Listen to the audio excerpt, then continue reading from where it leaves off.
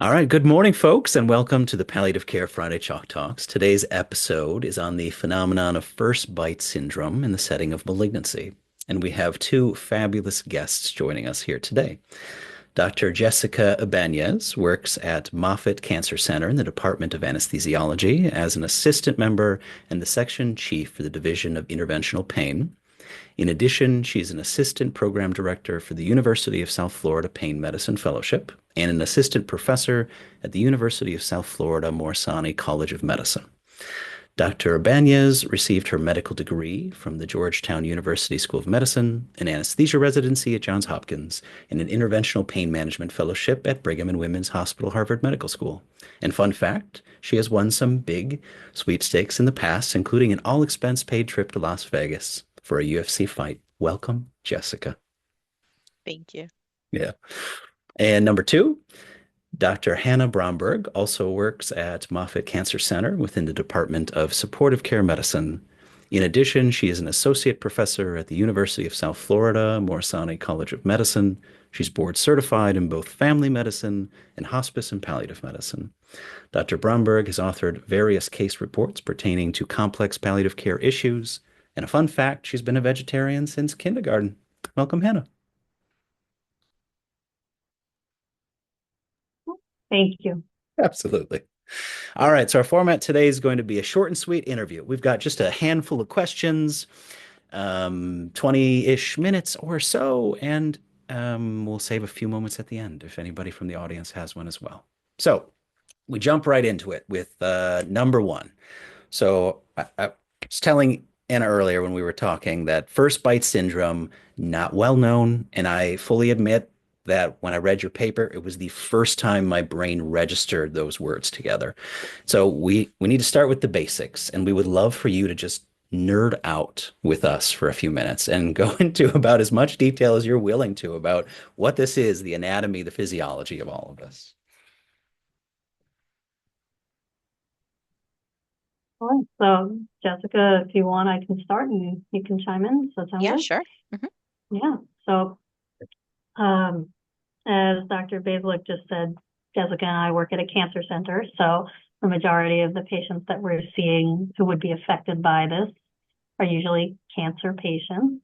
That's not to say that you couldn't have somebody who did have some sort of surgery or like a postoperative complication like a TMJ replacement or a carotid endarterectomy or ligation. But the majority of the patients that we expect to see this in for our patient population are oncology patients.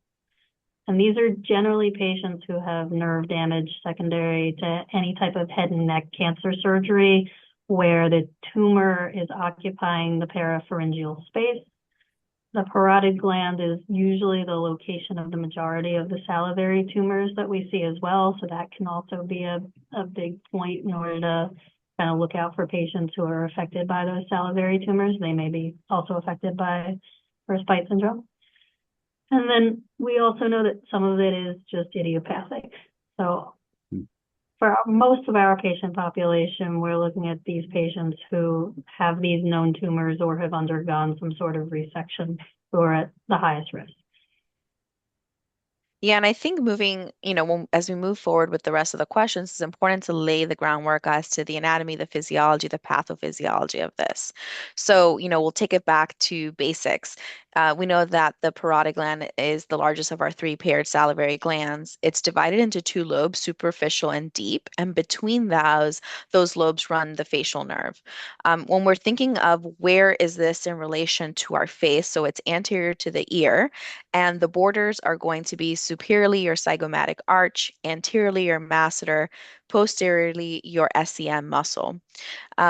When we talk about the anatomy, I want you to really keep in mind the bordering structures. When we talk about the Botox procedure, you can see where that fits in. So the superficial lobe extends into it covers the mandibular rami and it goes to the masseter muscle. The deep lobe is between the mastoid and the temporal bone. And of course, we talked a lot about the function. We know it's to secrete saliva, which helps with chewing, swallowing, speaking, and digestion. Our main duct is called the Stenson duct, and that projects from the superficial lobe. It goes to the masseter muscle, then deep dives into the buccinator muscle, and then into the oral cavity. The cells that make up the serous gland are acinar cells, and around them are myoepithelial cells. Those are the ones that help contract and expel the secretions from the acini. The nerves are going to be sympathetic and parasympathetic. And that's going to be important because when we talk about the pathophysiology, we say that this syndrome occurs when you have a unopposed parasympathetic tone. And so when, Dr. Bromberg was talking about the causes, we talked about head and neck surgeries and cancers, specifically if they're sacrificing that sympathetic chain, which we can see when the tumor is a little bit more involved in an extensive pathology from a tumor perspective. So I think that that pretty much lays the groundwork for us to understand some of that anatomy, and I want you to keep that in mind as we move forward. All right, perfect. So moving on to sort of our two-part question.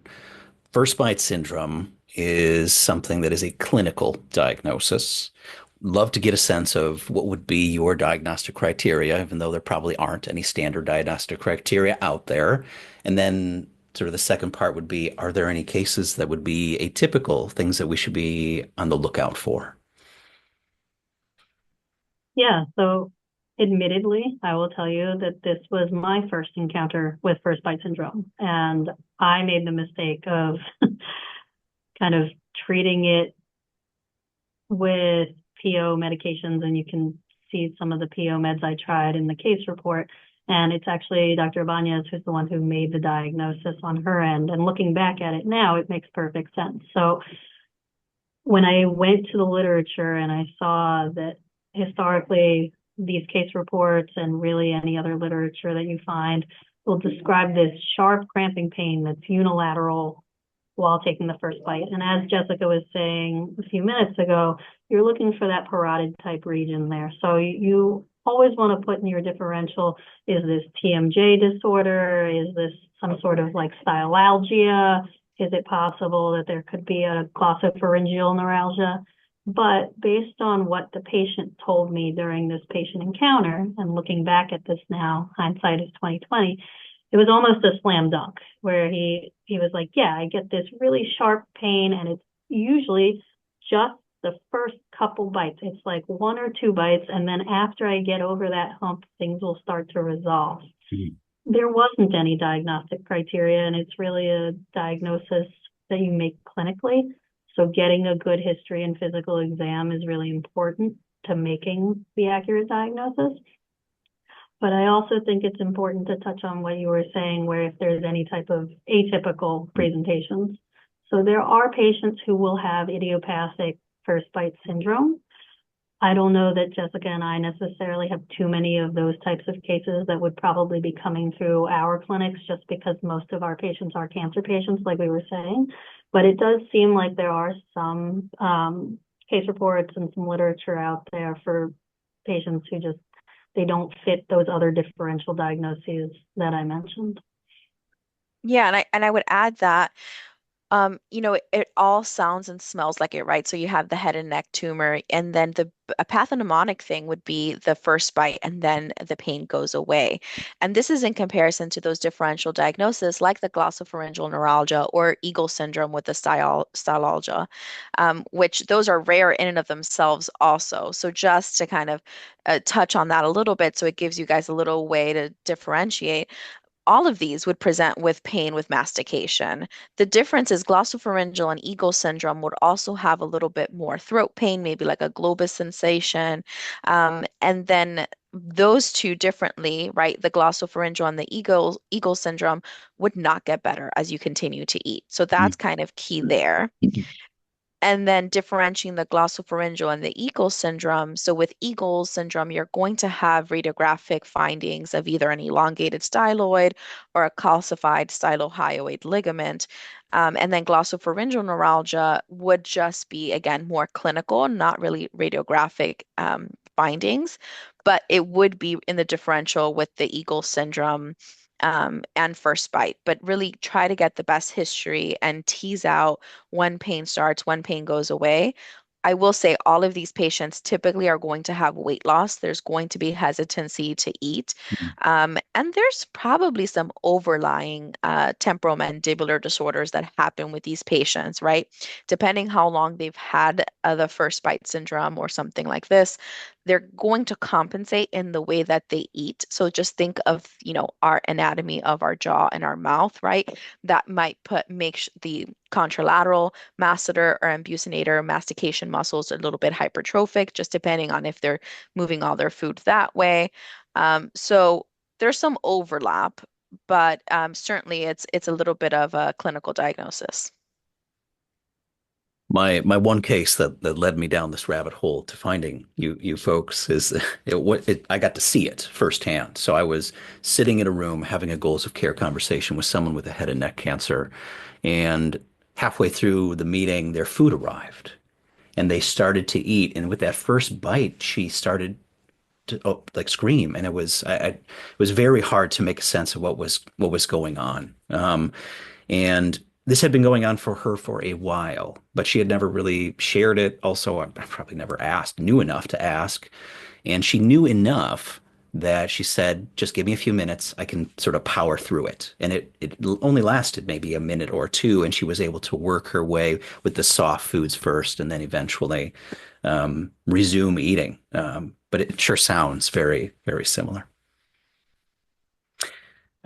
So for our sort of question 3 and 4, can you take us through your case and talk a little bit about what some of the treatments are supported and not supported for treating this? Yeah, so I will start just in terms of me encountering the patient and how I ended up sending him to Dr. Banez, and I'll let her chime in about her role in all of this. But initially, when I met this patient, I think I said earlier, my initial reaction was to try things like anticonvulsants, maybe opioids, nonsteroidals, tricyclic antidepressants, kind of things that are more commonplace in my clinic. And in retrospect, once we started to do this literature search, those haven't shown any efficacy actually for first bite syndrome. So it's not surprising that the patient was refractory to this, even with me trying a multimodal pain approach from a pharmacologic standpoint. So then I decided, I think interventional pain could be a really good option for him. I wanted to get another set of eyes to just kind of evaluate the case. I think that that's always really important. You want to always make sure you're trying to utilize interdisciplinary teams if possible. And when I sent him to Jessica, she was the one who made the diagnosis of the first bite syndrome. But then she knew that Botox would be kind of the recommended treatment plan for him. So I'll give her a minute in order to talk about that in just a second. But I think she also understood that we're a little bit in no man's land, and that there's not necessarily an algorithmic approach to this in terms of how many units, exactly what she needs to target. I think she had to have a little bit of flexibility on her side and using her own clinical judgment in order to determine what was best for the patient. And I will say that on the back end, I just saw the patient last week and he looks great. He's not complaining about any more pain in this area. We're a couple of years actually outside of him having this Botox even administered. Now, granted, you could say that some of that is because fortunately his cancer is under surveillance now and he's in a much better place than he was when we initially met him. But it's also encouraging to me to know that she could always put Botox back on the table if she needed to for him, but that he responded so well, even just with 2 treatments. So I'm going to let her talk a little more about what her role is in this. Yeah, so I think one of the things is it's one thing to make a diagnosis, but also to talk about a treatment plan with Botox. And if any of us work with Botox, we know how hard it is to get this approved by insurances. Out of all the things that we do in the interventional pain world, anytime I have to use Botox, and there are FDA approvals, migraine, dystonia, things like that. Um, it is very, very difficult to get it approved. We have to use the clearest wording possible, tell them where we're going to inject, how much we're going to waste, all these things. So I was a little hesitant. And of course, as you're making a diagnosis of a zebra type of diagnosis, you're like, I think it sounds like this, but here is what we can try. And the good part, in a way, is that, Dr. Bromberg really tried everything in her toolbox. So he had done a lot of different things before he came to me. And that's what led to, I think it's this, let's try Botox. Had he come to me first without trying any medications, I probably would have honestly tried some medications first. So, from the Botox perspective, why does it work, right? So, we know that Botox blocks the acetylcholine. So, if we said that it's an unopposed parasympathetic that causes it, if I'm decreasing the acetylcholine, then I'm inhibiting that parasympathetic surge. In terms of how much to inject, how frequently to inject, what's the longevity of it, there's nothing out there. There's been systematic reviews that have looked at patients, but even those systematic reviews are not very powered. If you look at it, they, included a lot of studies, but then excluded everybody. Ultimately, are making, kind of summaries based on 22, 30 people. And so what they look at is a huge range of Botox doses between 10 to 75. They're talked about some patients possibly recovering and only needing one, but there's no rhyme or reason. So, what I would say is the way that we did it is if you read my note, I basically say instead of injecting the parotid, I kind of inject the masseter. So remember we talked about that superficial lobe overlying the mandibular rami and overlying the masseter. So I typically want to go in that aspect to inject just because I'm always weary of the facial nerve. We said the facial nerve runs between the superficial and the deep lobe. I would hate to give somebody a facial paralysis. That hasn't been documented, but I also think it hasn't been documented because there's not much out there on first bite. I wonder if there's a specialist who sees this all the time and we have a big volume of literature, we'll probably see some facial paralysis just given the proximity. So one of the ways that I try to avoid that is still injecting in the area, but maybe where the parotid overlies the masseter and using that as one of my landmarks. In terms of injection, I injected about, I believe, 60 units or so, and I focused heavily on the masseter. I also, while I had the Botox, I figure we know that the deep lobe runs between the mastoid and the temporal bone. There's some TMD overlap, so that's what led me to inject a little bit in the temporalis muscle as an adjunct, right? A lot of the times, our parotid, our mastication muscles are linked with the temporal. So, um, I think as we continue to follow this patient, we continue to see where he fits and how long we would need to treat him. When do we think that he needs another dose, things like that. Lovely. All right, we've got one more question left, but I just want to remind the audience that if you have any questions, feel free to put them in the chat. We can ask them or raise your hand or find a way to get a hold of us. So our last one's about long-term outcomes, and you kind of already hinted a little bit at some of Mhm. this in the last one. But any advice you can offer about long-term, what to expect, repeated injections, etc. So I'd say there's no long-term data. We're, learning as we go because there's nothing out there. Um, there are patients who self-resolve. So that systemic review talked about like 6 to 20% of people had self-resolution about 1 to 18 months after the initial insult. Again, not a huge powered review. Anecdotally, we're not doing it as frequent, but he also never became refractory. So sometimes we see like the need for increasing doses of Botox, and we didn't see that with him.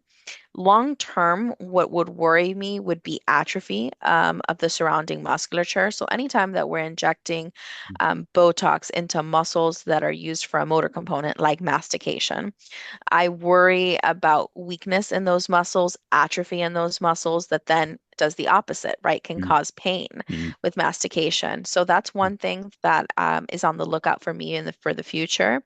And then also, if I do cause atrophy, is he going to compensate with the other side and develop like a temporal mandibular disorder there? Um, so those are the things that I'd worry about. lovely. I agree with everything that Jessica said. I just want to be mindful of time, and I don't have anything specifically that I want to add besides what she said, that Sure. we always know we can send him back to her if we need, but fortunately it seems like he's been doing pretty well over the past few years.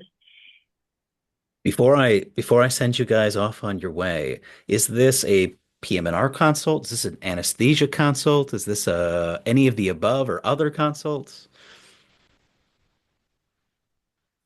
Jessica, you want to, because I consult the interventional pain department, which is Sure. underneath the Department of Anesthesiology here at Moffitt. Yeah. I don't know how other institutions categorize their interventional pain departments. Yeah, I think though, if you didn't have an interventional pain department in your hospital, this unfortunately could fall under so many different umbrellas. It could Mm, be, you have your head and neck team, but mm, surgeons, we know what surgeons like to do. mm. And so I don't know if they would, take ownership of First Bite. So I would think that maybe like a PM&R, Yeah, they would be a good sure. go-to. Neurology possibly Mm, just depends really on the makeup of the system where you work in and mm. and if you have any specialists that subspecialize in certain areas. Lovely. All right. Jessica, Hannah, this was lovely. Thank you so much for helping us build our toolbox for some of these zebras because they are out there. Thank Our you for having pleasure. us. Thank you. All right, guys, have a wonderful weekend. You Bye. too. Take care.